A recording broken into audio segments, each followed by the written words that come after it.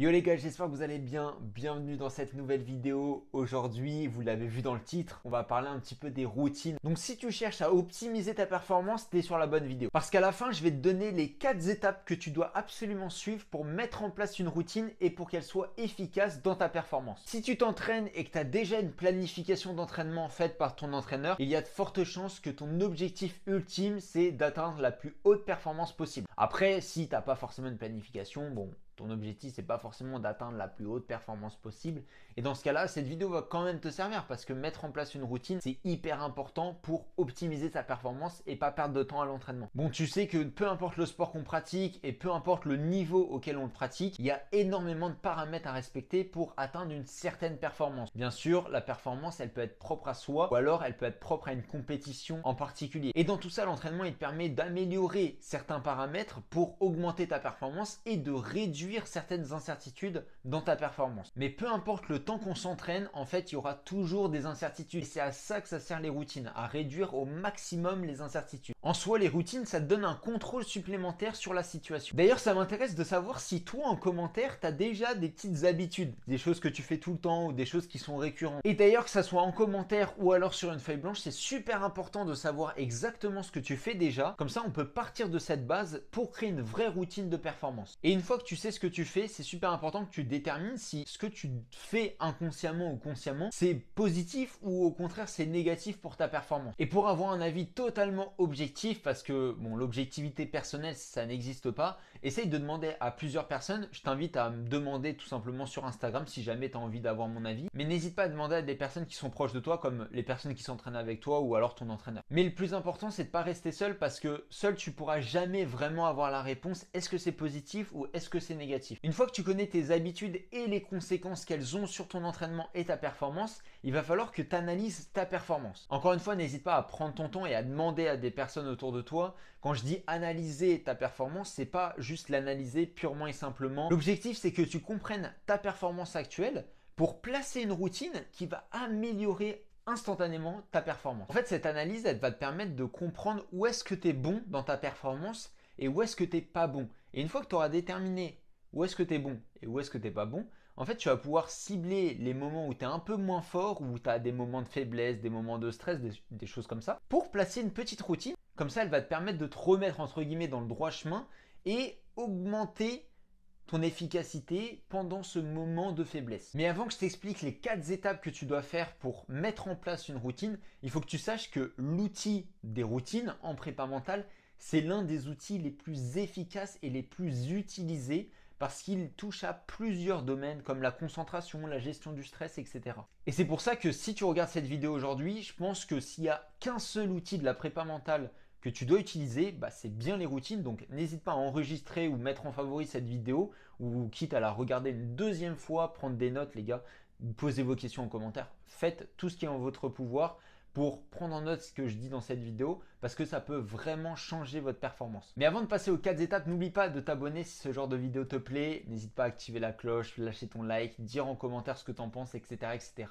Ça soutient énormément la chaîne. Première chose à savoir sur les 4 étapes, il faut que tu saches que c'est pas instantané. En aucun cas, ce que je vais te dire, ça va être mis en place instantanément chez toi, ça va fonctionner tout de suite. Il y a une grosse phase d'entraînement à avoir avant que ça soit efficace en compétition ou alors que ça soit efficace à long terme. Première étape, détermine clairement le moment de ta pratique que tu as envie de cibler. C'est pour ça que je t'ai dit il y a quelques instants d'analyser ta pratique, de savoir ce que tu fais déjà parce que ça va vraiment t'être utile pour savoir qu'est-ce que tu veux cibler. Parce qu'une routine elle est toujours associée à un moment précis de la compétition ou alors à un état émotionnel comme par exemple tu stresses, tu as besoin d'une routine pour gérer ce stress. Et encore une fois, c'est un peu délicat parce qu'il y a plusieurs types de stress à plusieurs moments de la compétition ou alors de ta performance que tu veux réaliser. Mais le plus important, c'est de cibler un moment qui te pose problème parce que les moments qui ne te posent pas spécialement problème à première vue, ça veut dire qu'ils sont peut-être secondaires. Alors que les situations qui te posent problème intrinsèquement, où toi tu te dis « Ah là, je suis nul, enfin là il faut vraiment que j'améliore », ça veut dire que c'est peut-être les moment qu'il faut vraiment que tu cibles en premier. Deuxième étape, définis les actions que tu vas faire pendant ta routine. On va le voir, une routine, elle est composée de plusieurs éléments, mais la partie la plus importante, c'est une suite d'actions que tu vas mettre en place pour te recalibrer et te remettre dans ta compétition. Je le rappelle, mais l'objectif d'une routine, c'est d'enlever un maximum d'incertitudes. Et le meilleur moyen d'enlever des incertitudes, c'est d'être certain de ce que tu fais et donc de mettre en place des actions très précises et très claires et très nettes et très simples. Les gars, il n'y a pas besoin de faire des choses compliquées pour être sûr de ce qui va se passer. Parce que tu vas être certain des 2 ou 3 actions que tu vas faire après et du coup, tu n'auras plus aucune incertitude sur ce qui va se passer. Et les différentes actions stratégiques que tu vas mettre en place, parce que oui, ça ne va pas être des actions au pif comme ça, placées comme tu le sens. Ça va être des actions qui vont être stratégiques par rapport à ta performance et par rapport à ce que tu dois faire dans ton sport. Ces actions, en plus de les déterminer, tu vas déterminer un ordre, ok, très précis. Cet ordre, tu vas le respecter à chaque fois et plus tu vas respecter cet ordre et plus tu vas respecter les actions, moins il y aura d'incertitude. Et ça, c'est l'objectif numéro 1 des routines. Le tout, c'est déterminer ces actions, les écrire noir sur blanc, leur donner un ordre de passage et les respecter. Après, bien sûr, il ne faut pas non plus que ta routine, elle comporte 10 actions différentes parce qu'il ne faut pas oublier que la routine, il faut qu'elle soit automatique et il faut qu'elle soit quasiment instinctive. Donc, si tu dois réfléchir aux actions, à l'ordre et tout ça, bon, ça va être un petit peu compliqué de rendre tout ça automatique et ça va prendre beaucoup plus de temps. Donc, en soi, essaye de viser entre 3 et 4 actions, grand maximum. Ça peut être même moins, ça peut être juste une, pour que ta charge mentale elle soit réduite au maximum. Troisième étape pour mettre en place une routine, il faut que tu détermines un marqueur. L'objectif du marqueur, il est super simple, c'est de te donner un signal. Et ce signal, ça peut être tout et n'importe quoi. C'est toi qui vas le déterminer, il faut absolument que ça soit toi parce que ça doit être le plus personnalisé possible. Ce signal, ça peut être un mot, un geste, une phrase, peu importe, un geste, de te toucher, vraiment ce que tu veux. Tant que c'est personnel et que c'est propre à toi-même. Quatrième étape, il faut que tu choisisses un critère de verrouillage. Avant de t'expliquer ce que c'est, on va faire un petit récap. Pour l'instant, on a vu 2 étapes. On a vu les actions pour gérer la situation et le marqueur qui te donne le signal pour commencer les actions que tu as déterminées pour gérer la situation. Et pour le 3e élément de ta routine, on a le critère de verrouillage qui te permet de valider une bonne fois pour toutes les actions et le marqueur. C'est une sorte de survalidation. Et rassure-toi, ce critère de verrouillage, c'est pas comme le marqueur où c'est un geste ou quelque chose.